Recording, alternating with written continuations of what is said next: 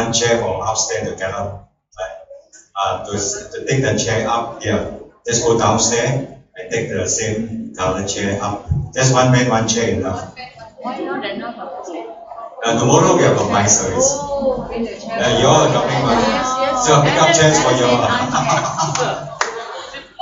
No. Just about Peter Cole will be there to tell us about, I think 30 chairs only lah. Only 20 chairs or 30 chairs, I'm not sure. Don't take all the chairs, please. Don't take all the chairs. Take about 25 in the done.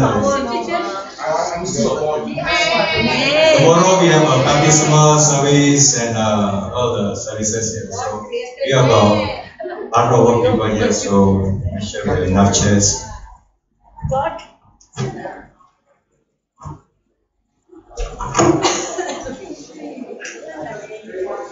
They don't need your help. Hi, Pastor. No. You're outside. He doesn't know. Yeah. You should come in with a chair.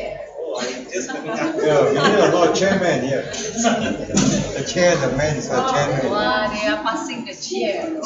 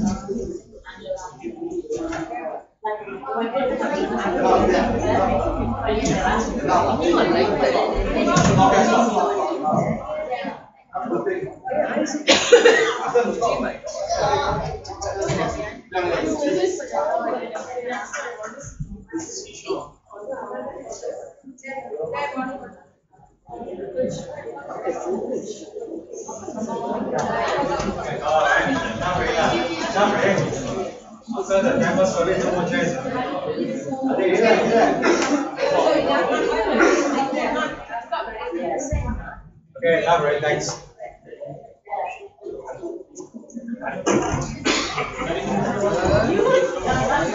Alright, thank you very much. I think we have enough chairs and 1, 2, 3, 4, 5. Yeah, okay, enough. 25 chairs already. Yes, thank you.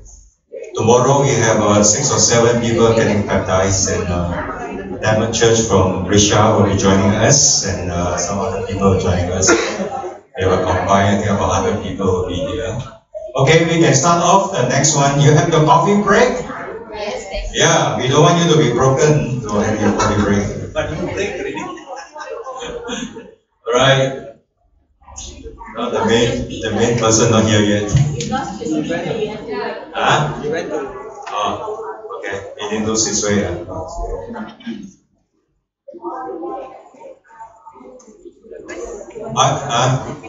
Close the door.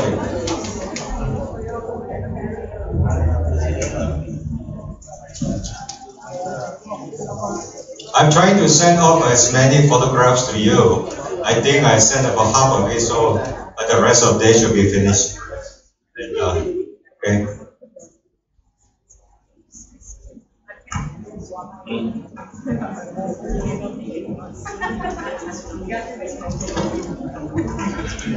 Right, the Bible says be still and know that He's God. Pray for the speaker. The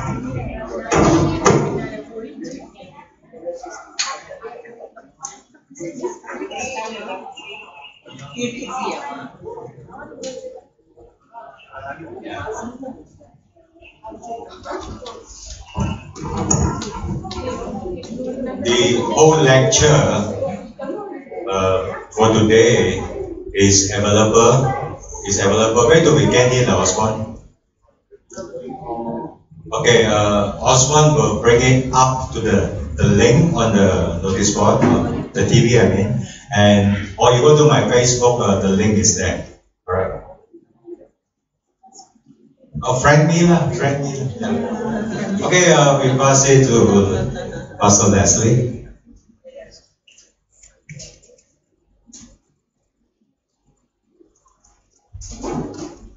Don't sleep, it's the last lap.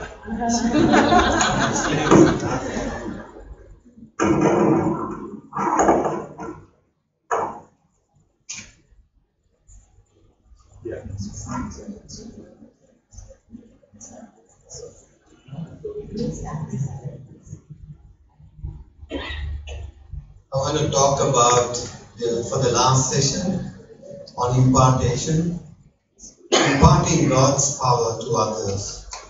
You know, the reason why there is the laying on of hands, the reason is, through the laying on of hands, we impart.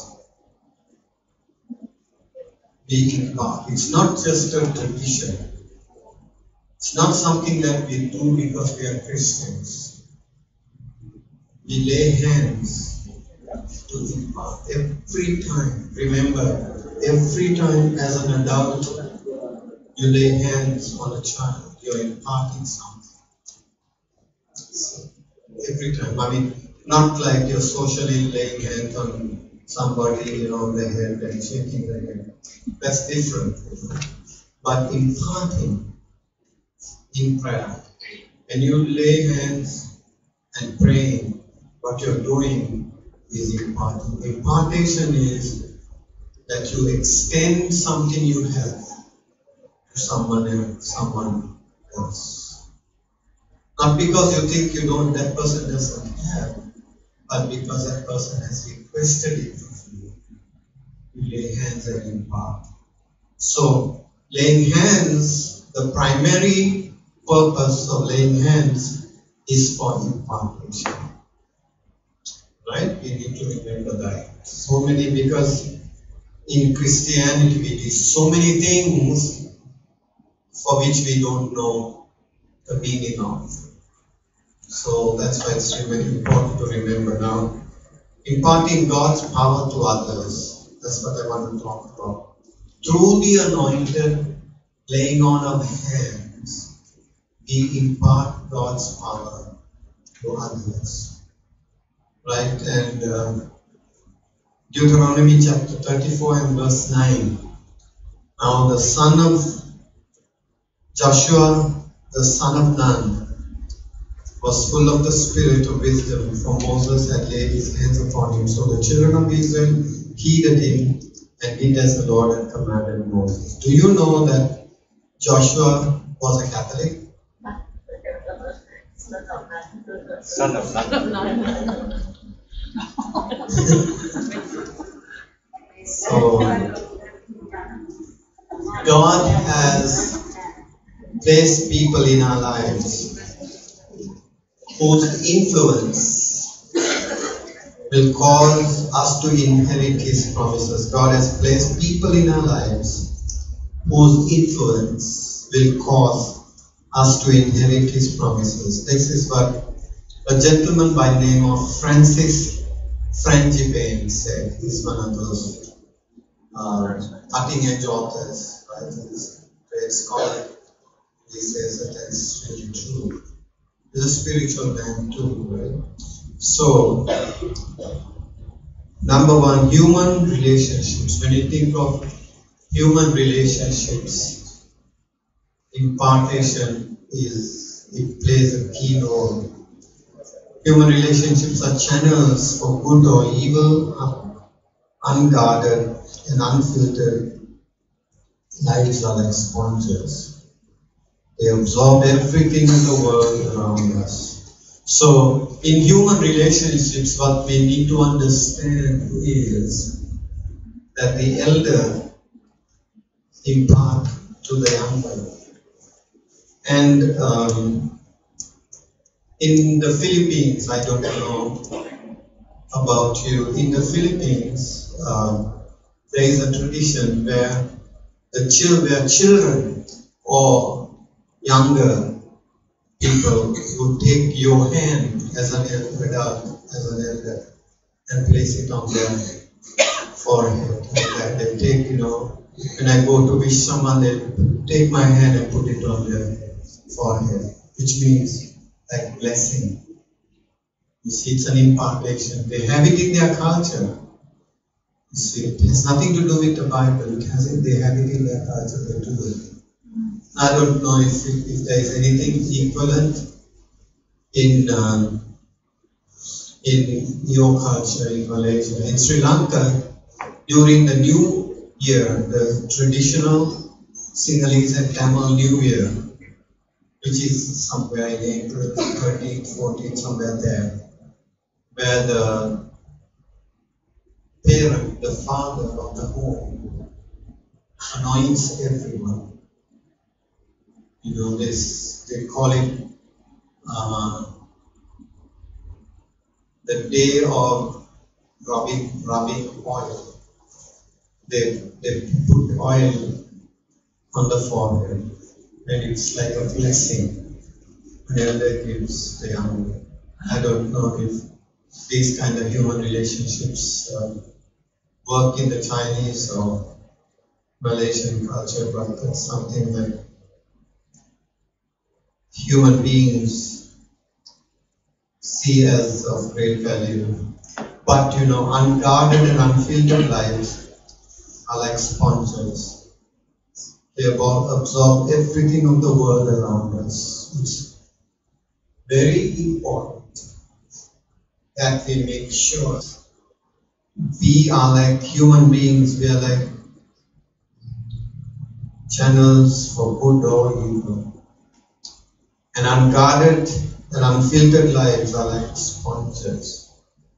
If we are unguarded, if we are unfiltered, we don't know what's happening, what will happen is we can receive all kinds of stuff.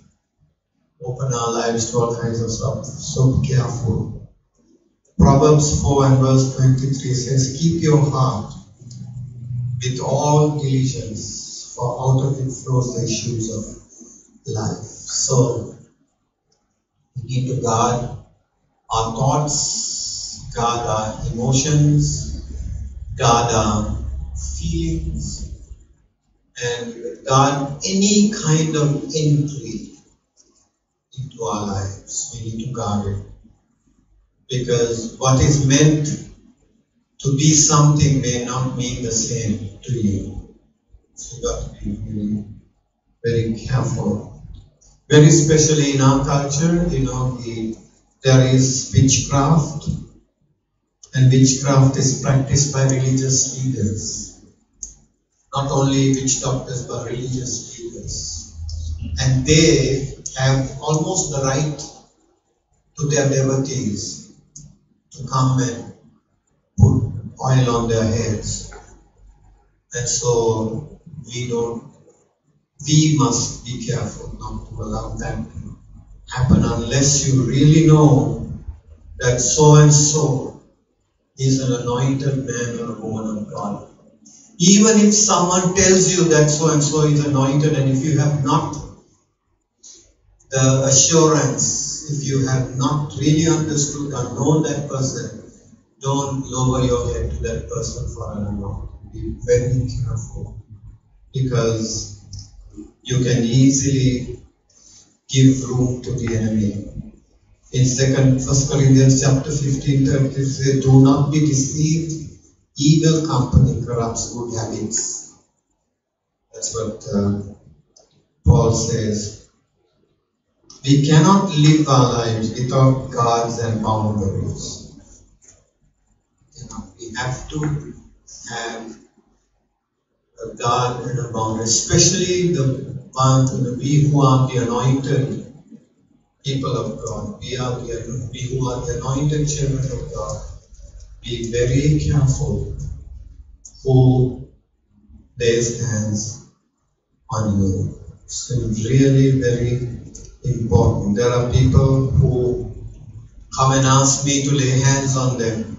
But there are those also who say, can I pray with you? Can I pray for you? And I say, no, thank you. If I don't know, I say, no, thank you. I mean, it's not pride. It's being careful. No, thank you. If I know of an elder and he says, I want to pray with you, most certainly, but not with everyone. You don't let everyone do that. When we take a look at Jephthah, when we think of evil influence, let's take a look at Jephthah. Judges chapter 11 and verses 1 to 3. Now Jephthah the Gileadite was a mighty man of valor, but he was the son of a harlot. And Gilead begot Jephthah. Gilead's wife bore other sons. When his wife's son grew up, they drove Jephthah out and said to him, you shall have no inheritance in our father's house, for you are the son of another woman.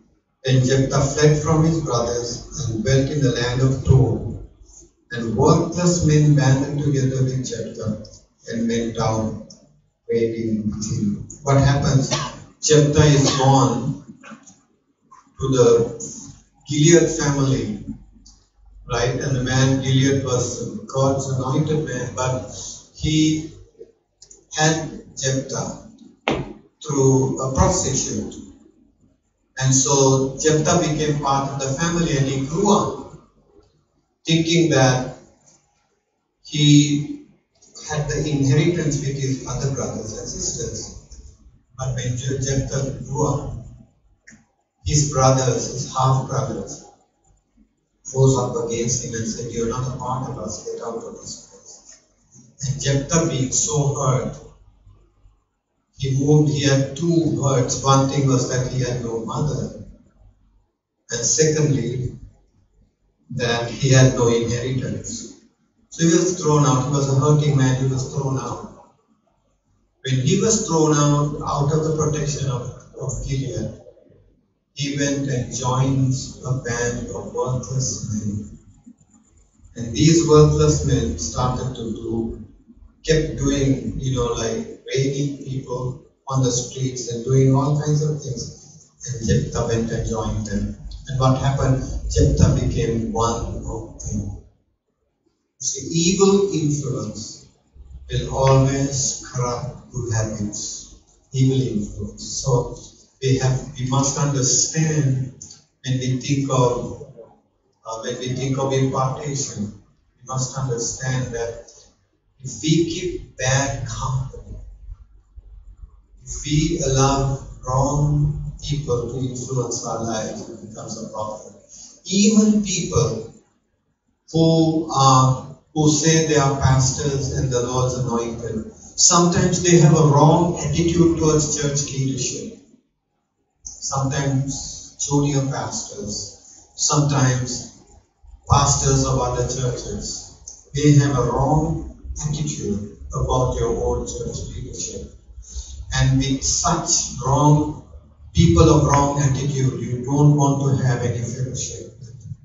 You can correct them, you can talk to them and correct them, but you don't walk in their paths. You condone what they do.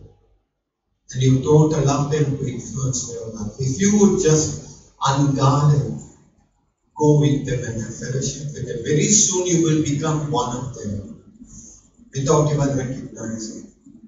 Unless you are in a place of trying to bring correction, you don't want to be a part of that. You have to be really careful. You need to understand that very well, because I deal with pastors all the time. And I feel sad when some good young people with tremendous potential they go and join a wrong band of pastors with wrong attitudes. Because pastors can become evil too, unrighteous. And sometimes that happens and brings disunity and takes these younger people out of the ministry because of that. When we receive a righteous man, second point, when we receive a righteous man, we receive positive influence in our lives. When we look at the right kind of people, bringing right advice and a blessing to us, when we open our lives to them, their influence becomes positive in our lives. They become strength and encouragement, a source of power and edification to you.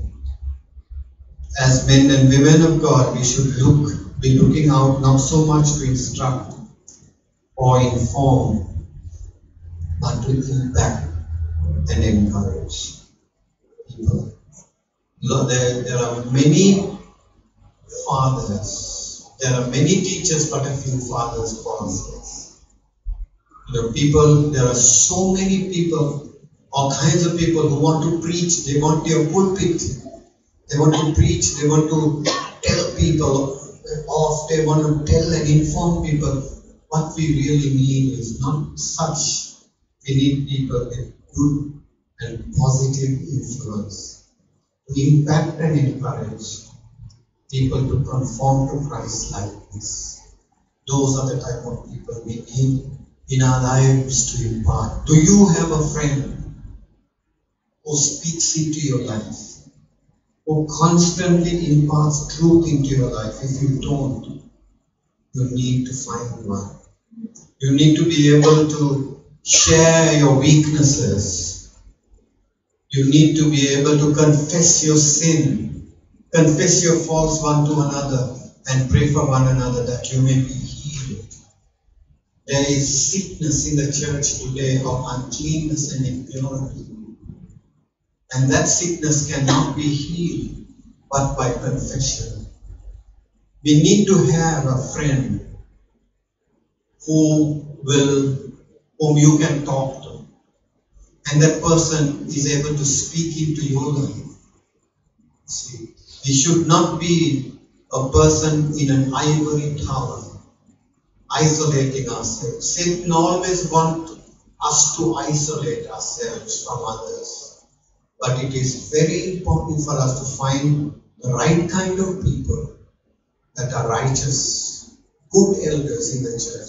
You cannot always, you cannot be like a leech hanging on to your senior pastor's body and trying to get everything from the senior pastor. No, that's pressure that is given upon the senior pastor, which should not be so.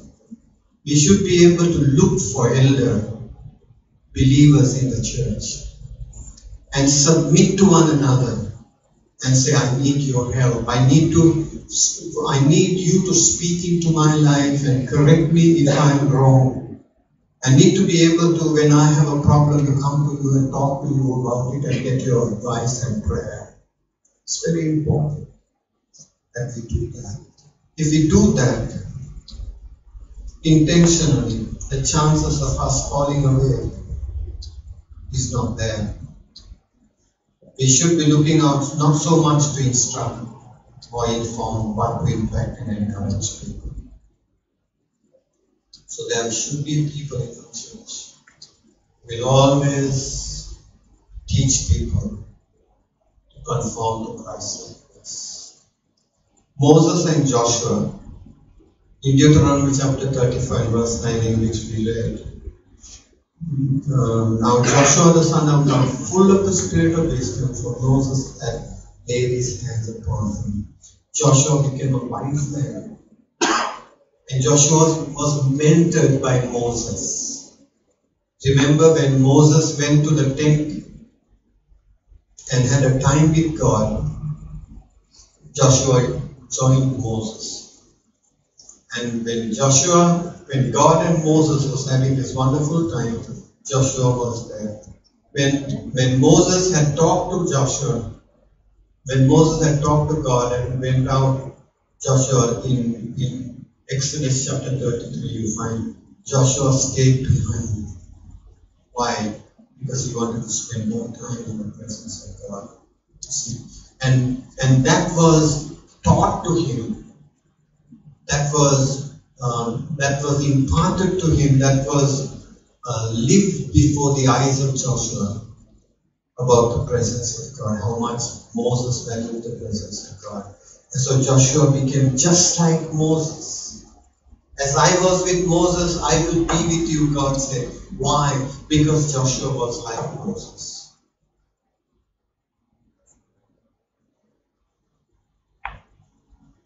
As Joshua laid hands on people, they were blessed. Because Moses had laid hands on Joshua, and the spirit of wisdom was upon him. When we take a look at Elijah and Elijah's mantle fell on Elisha in 2 Kings chapter 2. And Elisha said, I want a double portion of your anointing. A double portion of your anointing. And Elijah said, you have asked a hard thing, but if you see me going, you will certainly have it. And Elisha pressed in with Elijah until he saw his master being taken and the mantle fell on Elisha. And so, that's an impartation. The mantle of God of an anointed falling on Elisha. But through that time, though, Elisha poured hands on Elijah's, poured not hands, but water on Elijah's hands. He washed Elijah's hands, served him. Today, many don't want to serve in a junior serving position. They want to hit the jackpot immediately. Say, no, that doesn't happen. We have to be humble. Walk humbly before Him to receive that impartation. Paul and Timothy was imparted unto by Paul by the laying on of hands. And Timothy submitted to Paul. And whatever Paul said, Timothy did. And he qualified himself to be a man of similar stature. 2 Timothy 1:6, Paul says, therefore, I remind you to stir up the gift of God which is in you through the laying of my hands. Paul laid hands on Timothy and imparted. Just like I told you, when we lay hands, we impart. 1 Timothy 4 and verse 14 says, do not neglect the gift that is in you, which was given to you by prophecy, with the laying on of the hands of the leadership. When the hands were laid on Timothy by the eldership, there was a prophetic word, and through the prophetic word was imparted unto Timothy the gift of God, the anointing of God. Our lives should impact and impart. Our lives should impact people, and we should impart as the anointed of the Lord. So this is what we are going to do right now. I'm done with my teaching. What we are going to do is, I hope you understand that anointing is by impartation. And it is for humble people. It is for people who want to serve, not want to lord it over. You see, there are those who are looking out for positions, but those who are looking out for positions are out for sale. They are hirelings. There's a price on them. And hirelings don't serve the sheep for too long. They look for a higher break. Looking for a break. No, in the family of God, you don't look for a break. See, you don't look for a position, don't look for fringe benefits. You look for none of that, but the perfect will of God. Only those who are interested in serving as servants, as servant leaders, that we will receive the anointing. Without the anointing, you may not have a servant heart, and without the anointing, you can scream and shout. You can use amazing words, all of that, but it's not in the word that we use. It's not in the scream and the shout. It's not in the stomping and the loud noise. It is in the heart of a servant. To have a heart of a servant. God lifts up the humble and throws down the proud. And so, those of us who want to receive the impartation of the Lord must seek it for the right purpose. Only to serve, not for anything else, not for position or salary, not for recognition or title. It is for service. Lord, I love you and I want to serve. And the way you're going to look after me is yours. It's yours to do, Lord, but my eyes are on you. See, my eyes are on you, and I'm going to serve you because you've called. So right now, I want to ask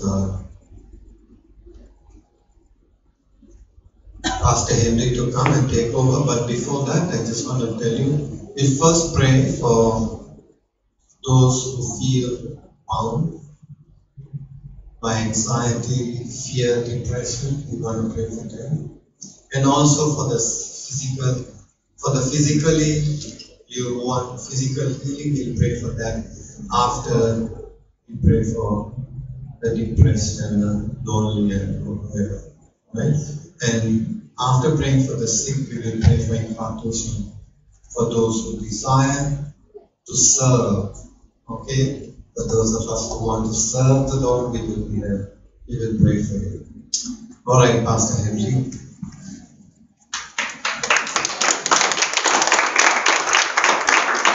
Okay, as requested by Pastor Leslie, we will pray for those who need praying for ailments and anything. Right? And on my left side, those who need prayers for sicknesses, just come over. My left side, and then for those who need impartation, just sit down and rest first, so that we don't have so crowded. Anyone, those who need praying, just come and Pastor Leslie will pray for you. Any more? Right, good. Only the ladies are sick. Come on.